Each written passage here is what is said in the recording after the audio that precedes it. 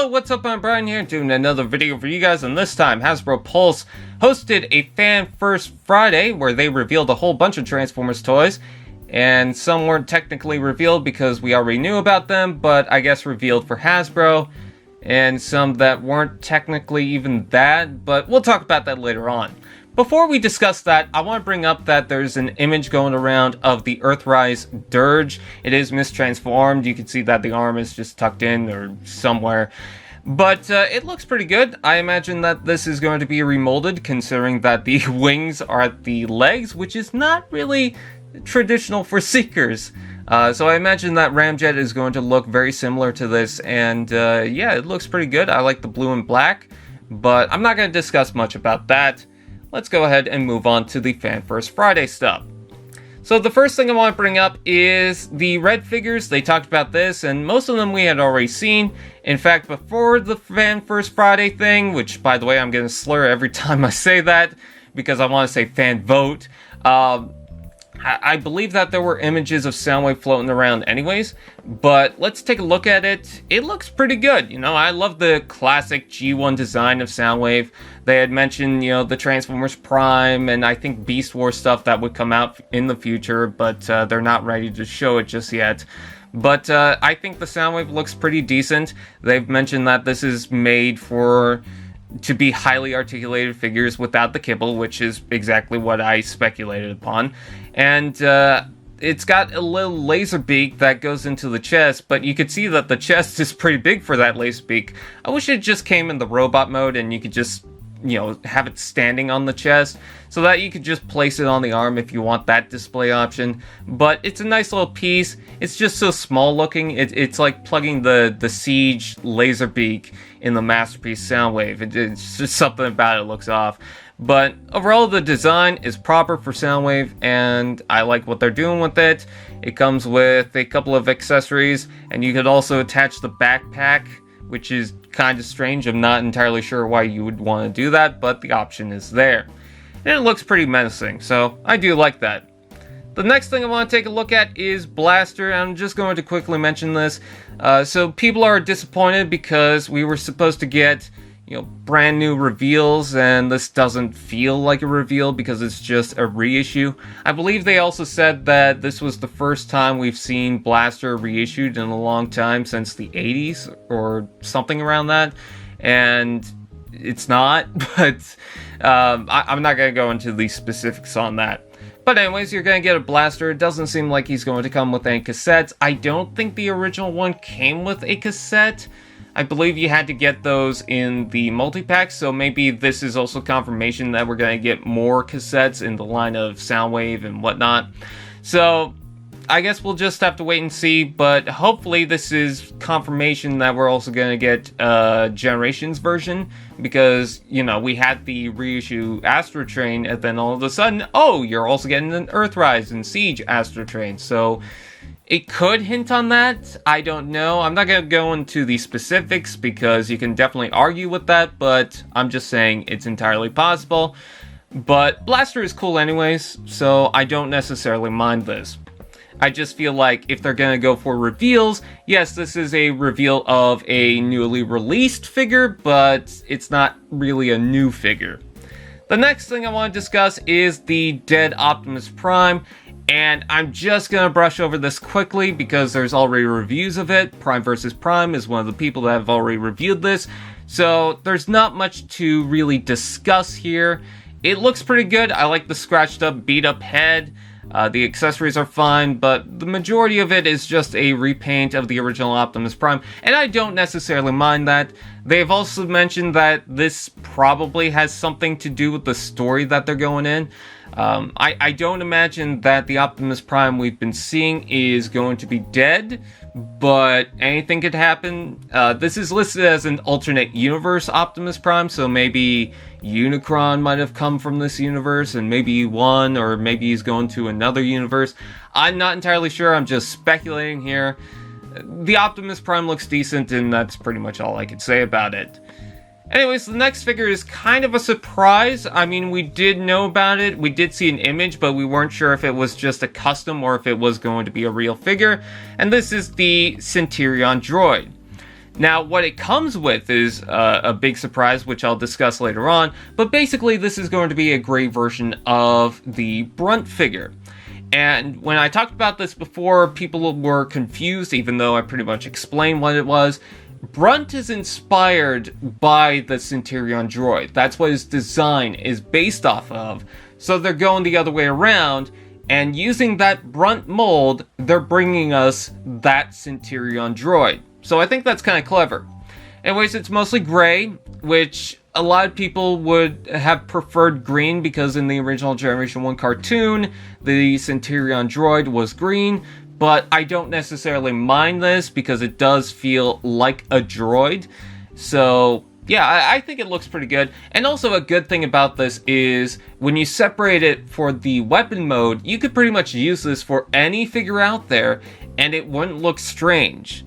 You know, you wouldn't have a different color that kind of, conflicts with Ironhide or Hound or Optimus Prime or Thundercracker. It would just blend into pretty much any figure, so that's nice. And I do like the red accents too. Taking a look at the robot mode, you could also see that the cannon pretty much looks unchanged. It's still that, the metallic orange color, but I'm not going to complain too much about that. I do like some of the highlights that touches up the overall robot, but most of it is just gray, and I'm pretty sure a lot of that has to do with the stock image. I'm pretty sure they're trying to highlight some of the details, but I think that overall it looks pretty good. I imagine that this is going to release in a more duller gray color, but I don't necessarily mind. Now, this is the exciting part of the Centurion Droid. He also comes with an additional box. And I believe that the Centurion Droid is about the same price as a deluxe class figure, so I don't think you're paying anything extra for these. But people have asked for weapon kits in the deluxe class or Micromaster packagings, and you are pretty much getting that for the Selects line. So in this weapons pack or accessory pack, you're going to get Ravage's cage, which I think that's an awesome reference. You're going to get Megatron's gun, the alt mode that he has, or that he originally had, with a 5mm post, so you can use that for other figures. And it also comes with an attachable silencer, so that's pretty nice. You also get that little drill weapon, which is pretty cool. You get a battle axe that will attach to Optimus Prime. That is awesome. You get a battle mace that will go to Megatron. That's pretty cool. You get a jetpack, which you can attach to Sideswipe or Optimus Prime. Oh, that is so awesome. You get Roller. Thank God, even though it should have come with the Earthrise Optimus Prime anyways, at least you're getting it now. You get a Ion Blaster that is different compared to what we previously had, which is kind of strange, but I don't necessarily mind. Honestly, I think it looks a little better. Its design looks more like the Bumblebee movie version of Optimus Prime being implemented in Generations. And whatever spare weapon you don't use, you can just attach to Roller. You also get Energon Cubes, this little satellite piece. You get Soundwave in his cassette form. You get a tiny Optimus Prime to go with Unicron. You get the camera for reflector that you can attach using a 5mm post. And you get a few extra guns which you can use for Sunstreaker or Wheeljack. Man, that's a lot of stuff to fit in this tiny box. I'm pretty sure most of it is going to fit inside the Ravage cage, but man, oh man, is that just freaking good. I love that. And furthermore, the Centurion Droid is already made up of a bunch of weapons. So that's a lot of stuff you're getting out of this. Anyways, moving right along, we also have a brand new reveal, which I don't think we even heard the name for, rumored, but we get Tigertrack. So this is very interesting. I was not expecting this. I would imagine that before Tigertrack, we would have gotten maybe a deep cover or something else. But no, we're getting Tigertrack. Sorry, the image wouldn't load. I don't know why. But anyways, I think that this is awesome because it's a nice little reference. I believe the Diaclone figure had a swap palette. I can't remember exactly how that goes, but there was an original Sideswipe repaint that was yellow. And to all the people that are complaining, oh, they're repainting Sideswipe over and over again, They pretty much have done this before. I mean, look at all the repaints the Masterpiece figures have. So, I'm not complaining about this, and I think the yellow color really pops, but, you know, it's pretty much just a yellow version of the Sideswipe, so there's not also much to discuss, but that doesn't mean it's not interesting. It also doesn't have any of the scratch marks, so that's pretty cool. Taking a look at the robot mode, now this I'm really excited for. So they show off that the Tigertrack comes with both weapons from the Sideswipe and the Red Alert. So you pretty much get a complete set of weapons. That is cool. That I like. But pretty much it's just, again, a palette swap from the Sunstreaker to the Sideswipe, where this figure is in yellow. And again, not going to complain about that. I do like the accessories. I do like the Sideswipe mold.